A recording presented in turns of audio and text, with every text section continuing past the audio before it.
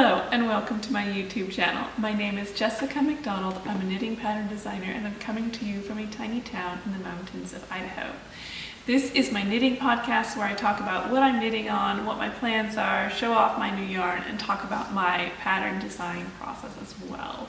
If you like knitting podcasts, please subscribe to my channel so that you can see more of my knitting podcasts, and you'll also get to see all of my tutorials and the new videos that I put up.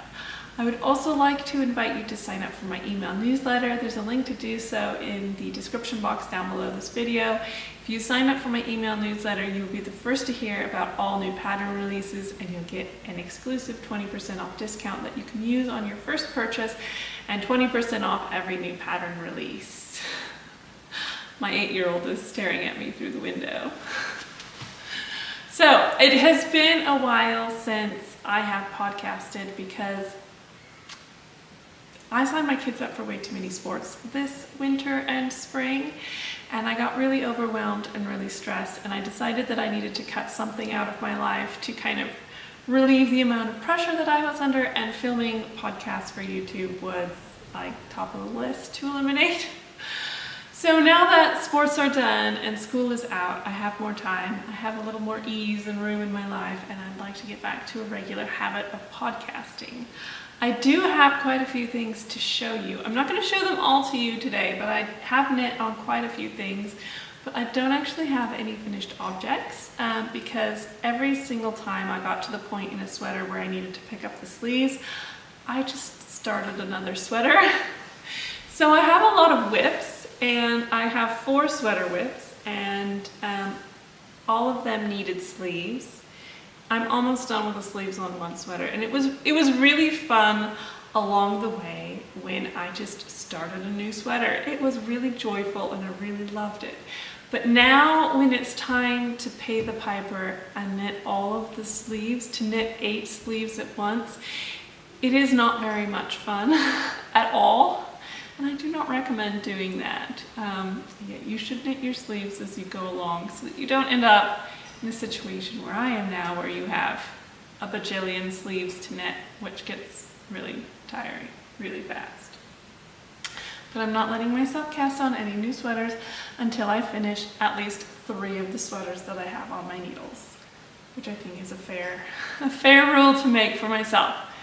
So today I'm going to show you 2 of my sweater whips, a sock whip, some yarn, some really exciting yarn, and 2 new project bags. So shall we get into it? First of all, I'm wearing the violet tee. This is a pattern that I released last June, I believe it is. It is a fingering weight t-shirt for summer. It is knit top down drop shoulder construction. It has this really pretty little lace panel at the bottom. It's a very loose and boxy fit. I recommend you do it with a nice drapey yarn because it is just supposed to be loose and drapey little thing to throw on over something. I like to throw it on over all of my sleeveless dresses or a high-waisted skirt. The reason I'm wearing the violet tee is the violet tee is so popular that I decided to turn it into a cardigan as well. And so my first sweater project that I'm showing you is the violet cardigan. This is the one that's almost done. One sleeve is done here.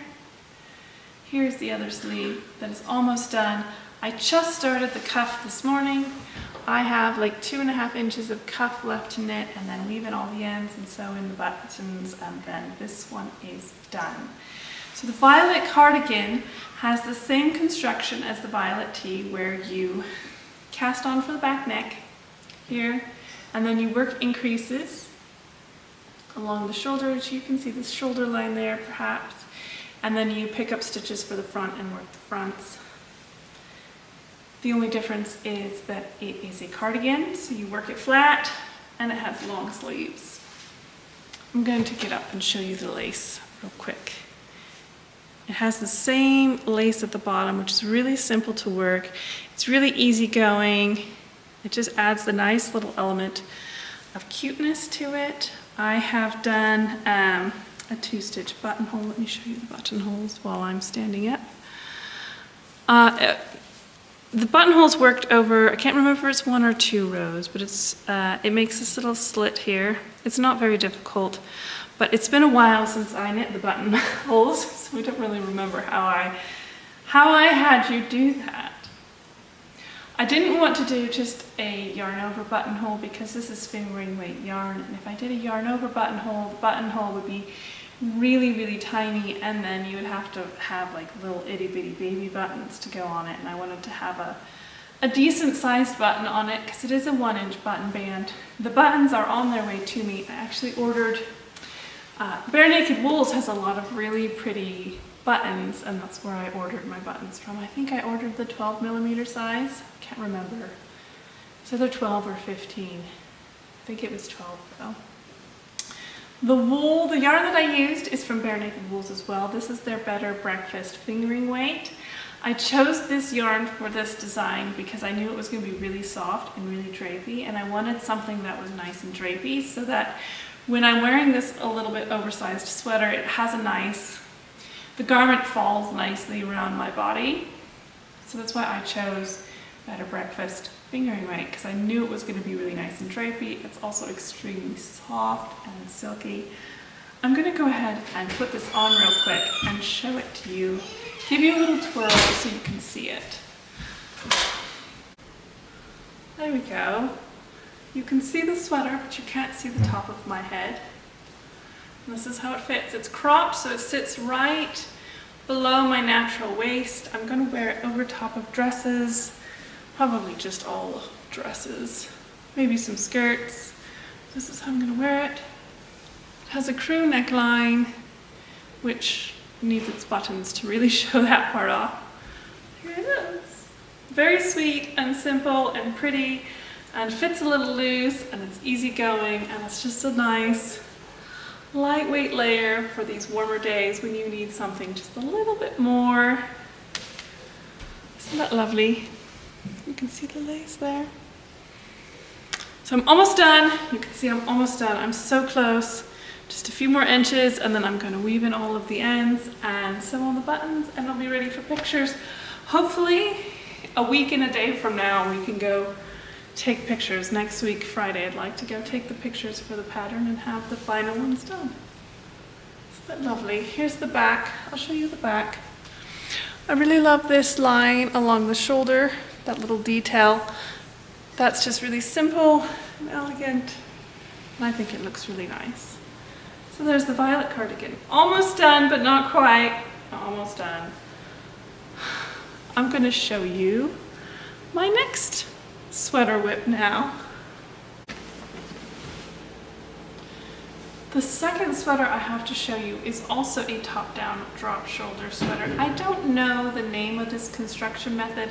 I've seen it described as a top-down modular construction and English tailoring construction and top-down seamless drop shoulder construction. I'm really not sure what the actual name for it is.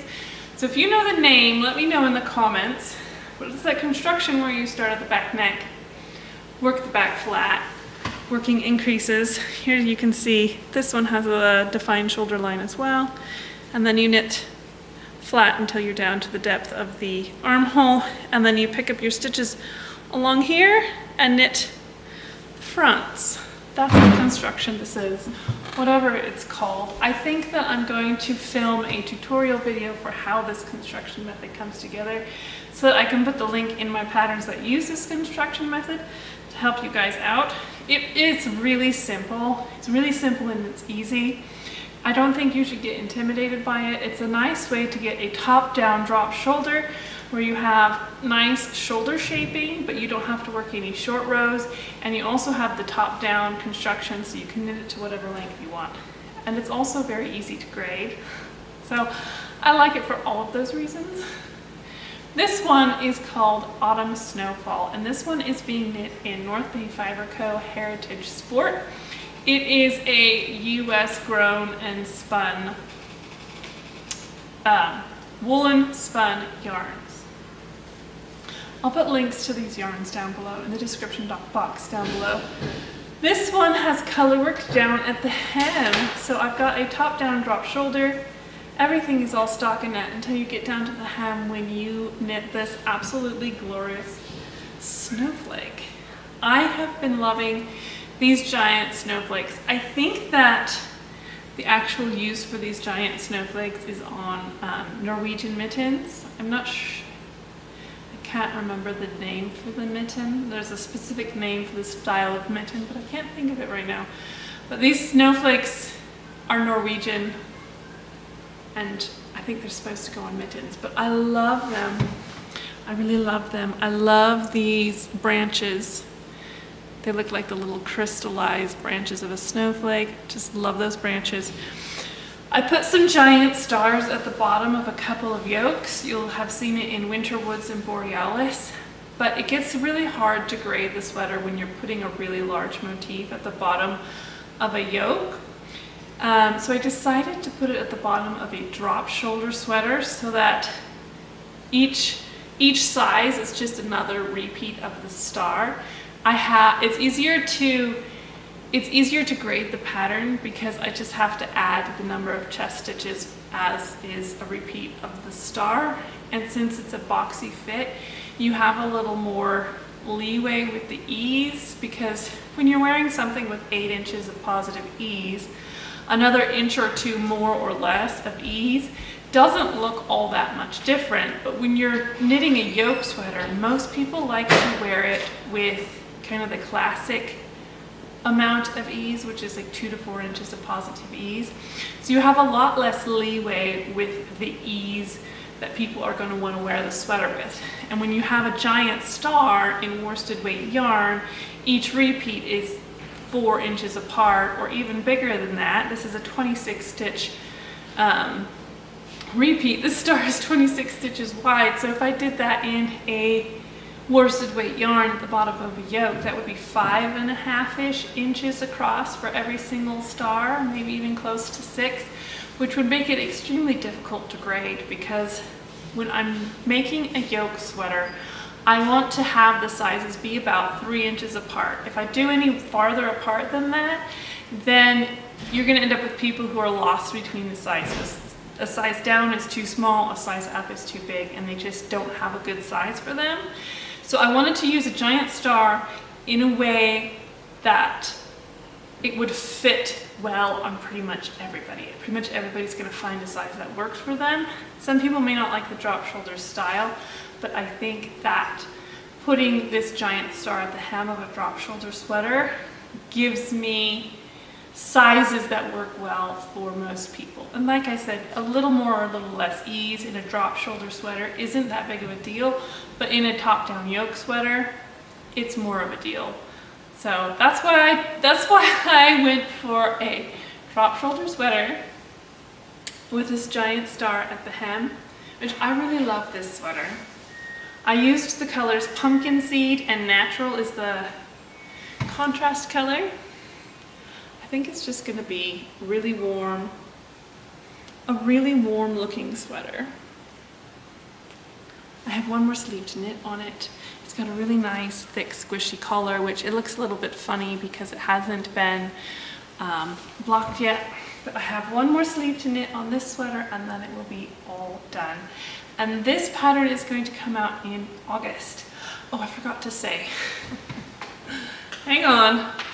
Backing up real quick. The violet cardigan, this one, the pattern will be released on June 24th. And then Autumn Snowfall, which is this one, will be released sometime in August. I don't have a date. I'm going to start the test knit this weekend. And yeah, so is that one. This weekend I'm going to be in the car a lot. We're going to have a lot of driving time. So I'm going to take this sweater and another sweater that I'm not showing you today, and I'm going to try to knit 3 sleeves and have these 2 sweaters, this sweater and the other sweater that I'm not showing you today, done by the end of the weekend, by the end of all of our driving around. So there's that one. This is a new knitting bag. Last podcast I talked to you about how I didn't have enough knitting bags because I was recklessly casting on more and more and more and more sweaters. So this is a knitting bag that I purchased off of Etsy. I believe it was 7 Olives Studio. And this one is canvas. I really like canvas knitting bags. It's just what I like. The straps are leather. It's really tall and deep, but it's not very wide. I wish that given the depth of it, it was a little bit wider because it is kind of deep down in there and things tend to get lost way down at the bottom. It also has this, so this part, the bucket part, is really stiff, which is nice because it stands up really well. And then the top is nice and soft and flexible, and it has this drawstring so you can cinch it closed. But the thing is that I don't really like to use drawstrings, which maybe you're wondering why I bought a bag with a drawstring, but I don't know. But that's what it looks like when it's cinched closed. I don't really like to do that, so this top part is kind of just in the way for me. I wish it didn't have that and it was more like, you know, just a giant canvas bucket. That would have been nicer for me, I think. Inside there are pretty much the usual pockets you find in every single knitting bag, the big one on this side. So you can put your pattern in, and then some smaller ones on the other side that you can put like your notions and your pen and stuff in. It's very well made, it's very nicely finished inside. It's very nice. It's got a little grommet right here if you want to put your project inside and have the yarn come out through the grommet. It's very nice. I just wish the dimensions were a little bit different of this little decoration. My 8-year-old made me this little decoration, so I tied it to my knitting bag. So I wish the dimensions were a little bit different. I wish it was a little bit wider to go with the height, but it's still a very nice knitting bag and it does its job quite well. And that's where this one is living.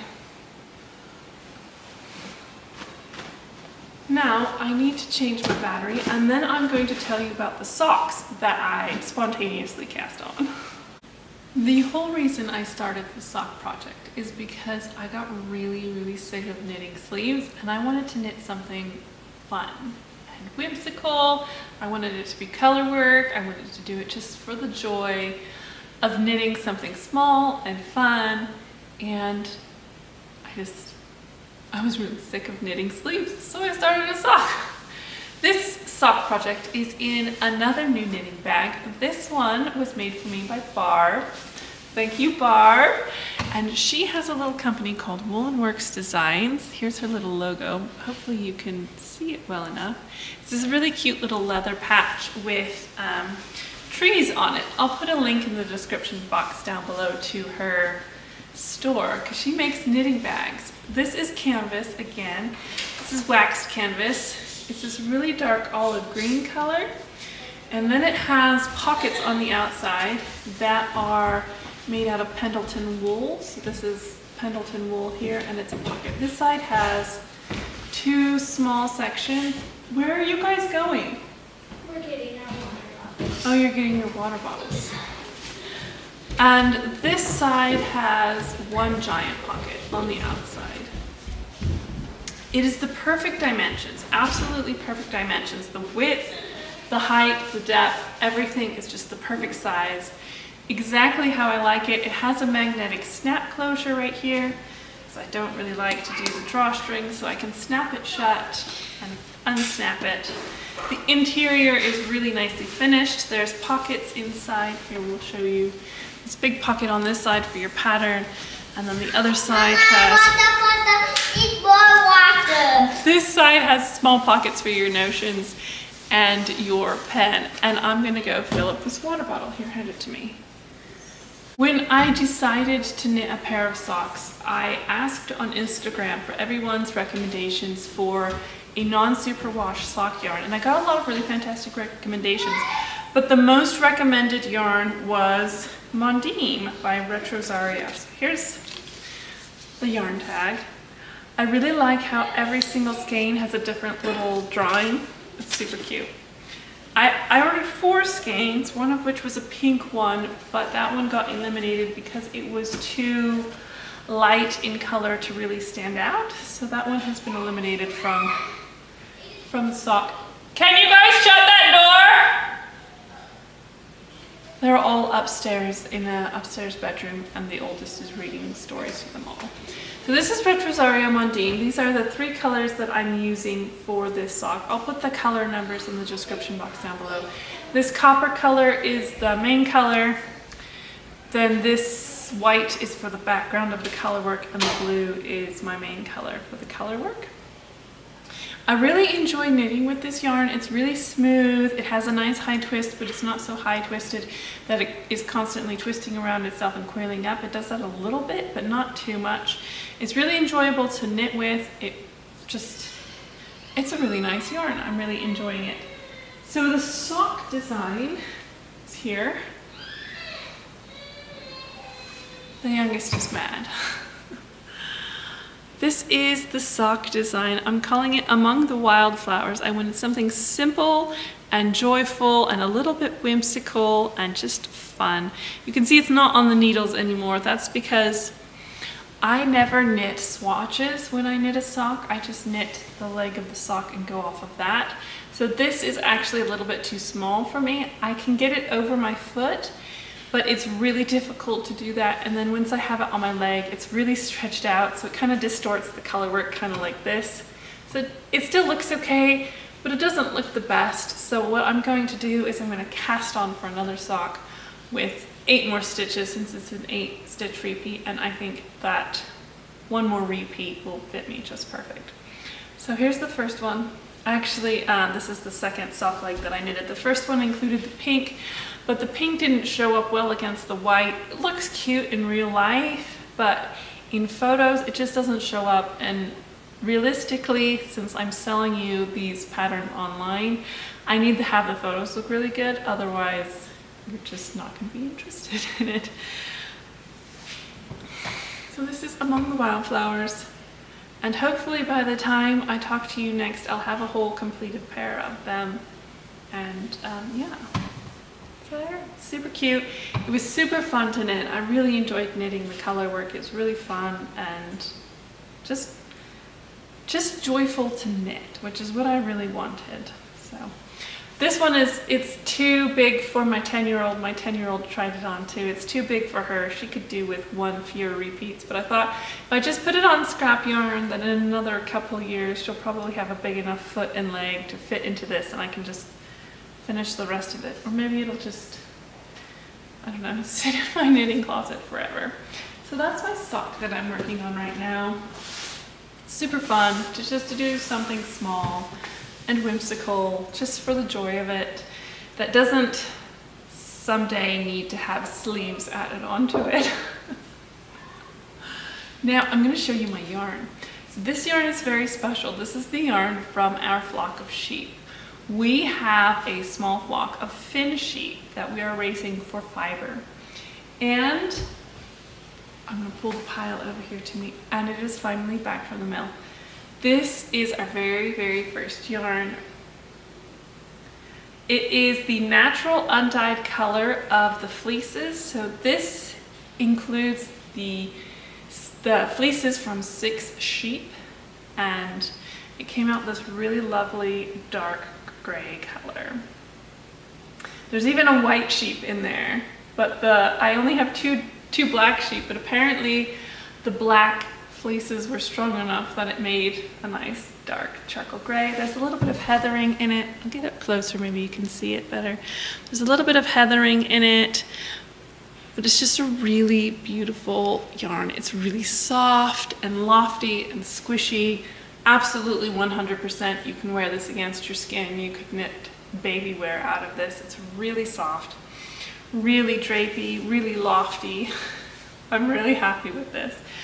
Actually, when I was emailing the mill back and forth trying to figure out how I wanted my yarn made, I looked at a bunch of different yarns that I have in my closet, just pulled out, different farm yarns, different commercial yarns, put them all into a pile on the table, and my husband and I were looking through all of them. How many plies do you want?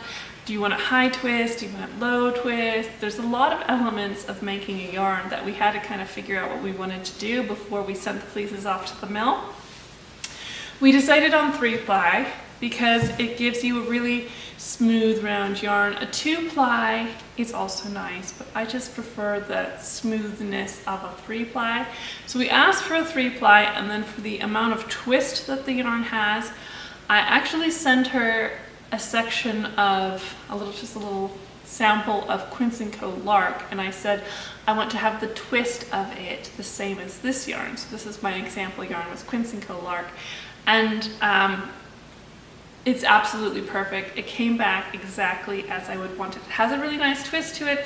It's not super loose. I don't think it's going to be splitty as you knit it, but it's not so highly twisted that it's going to coil around itself as you knit it. It's going to be a nice smooth knitting experience. It's going to produce a really nice fabric, and it's also going to wear pretty decently. So this is worsted weight. This is 100 gram skein, which is 225 yards in it. I don't know how many skeins I have. I didn't count them up yet. Based off of the weight, I calculated it out, should be about 62 skeins. But I'm not sure. I haven't pulled them all out of the bag and counted them yet.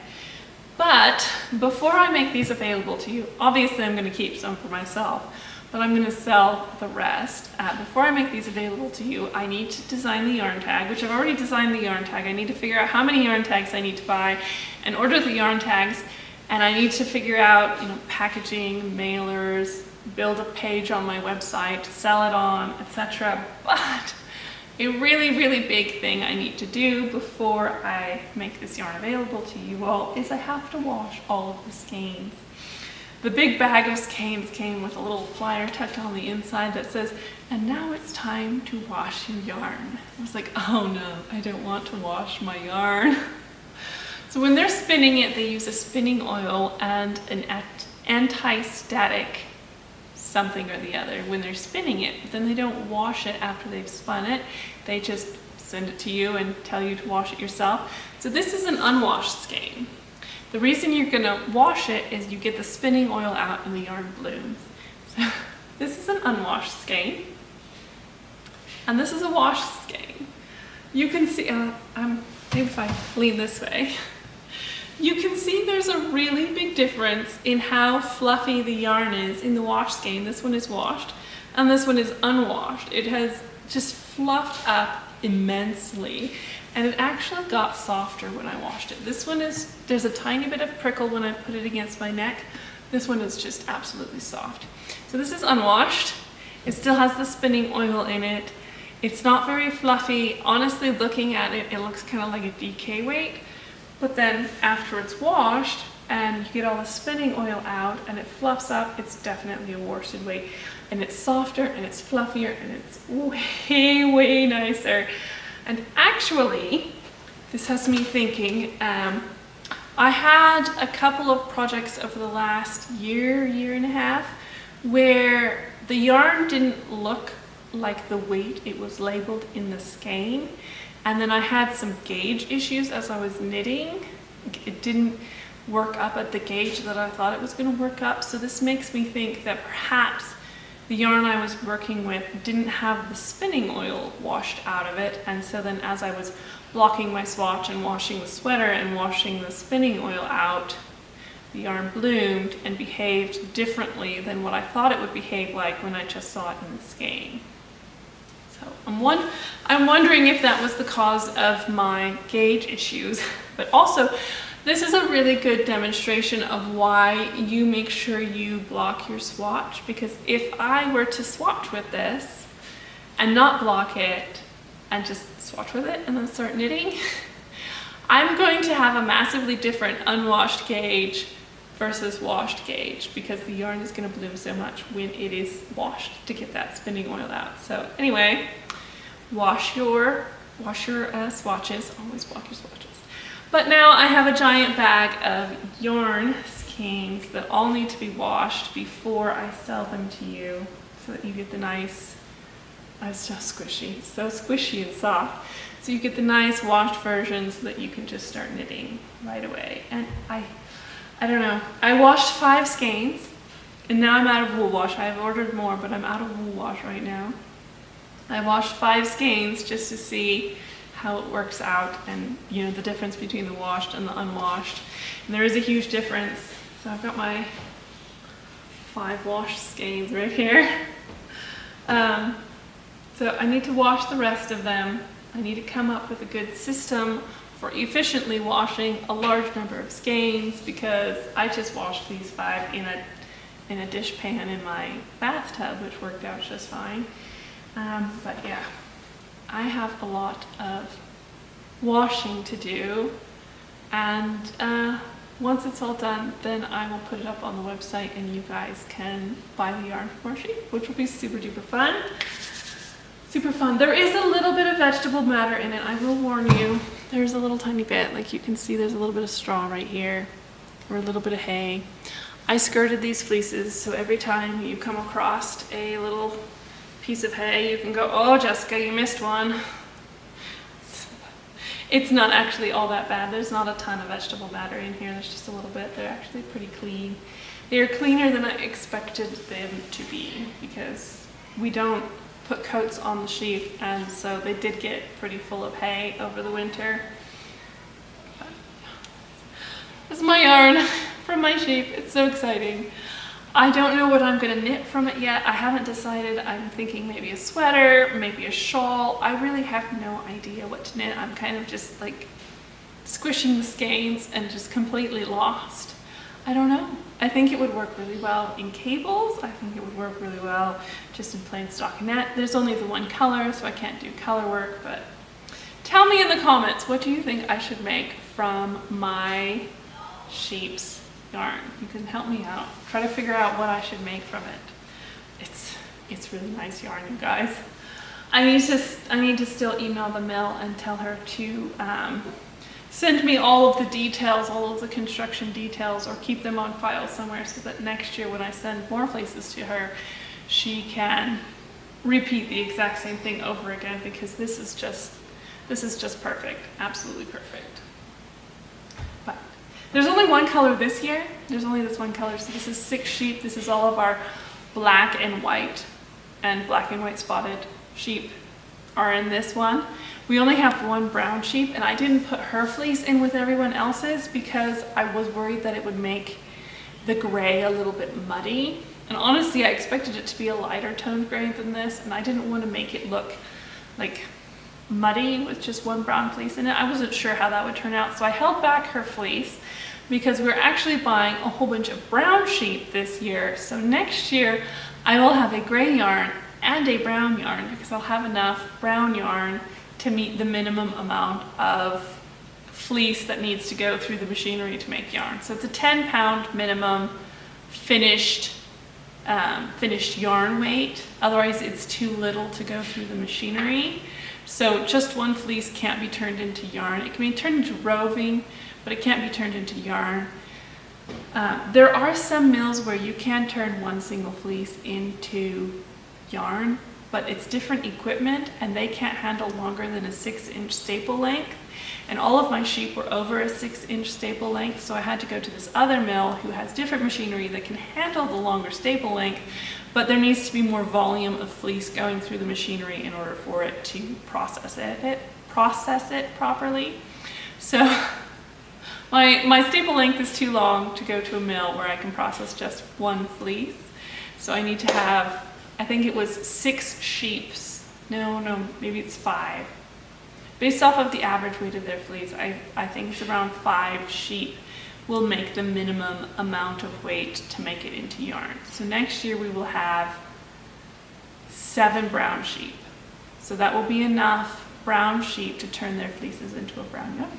So that is all I have to share with you today. Thank you very much for sticking with me to the very end. Please remember to sign up for my email newsletter. My email newsletter will also be the first place to be told about when the yarn is available and ready to go.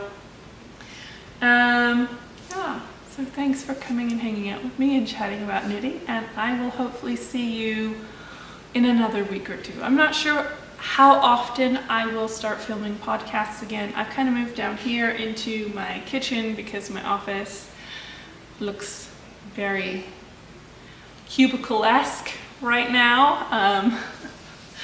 So I moved down here in my kitchen. I don't know how often, well, this is my dining room, I guess. My kitchen is right behind the tripod, but I don't know how often I will be able to film, but hopefully it is before too long. And next time I talk, hopefully I have 3 finished sweaters I can share with you all.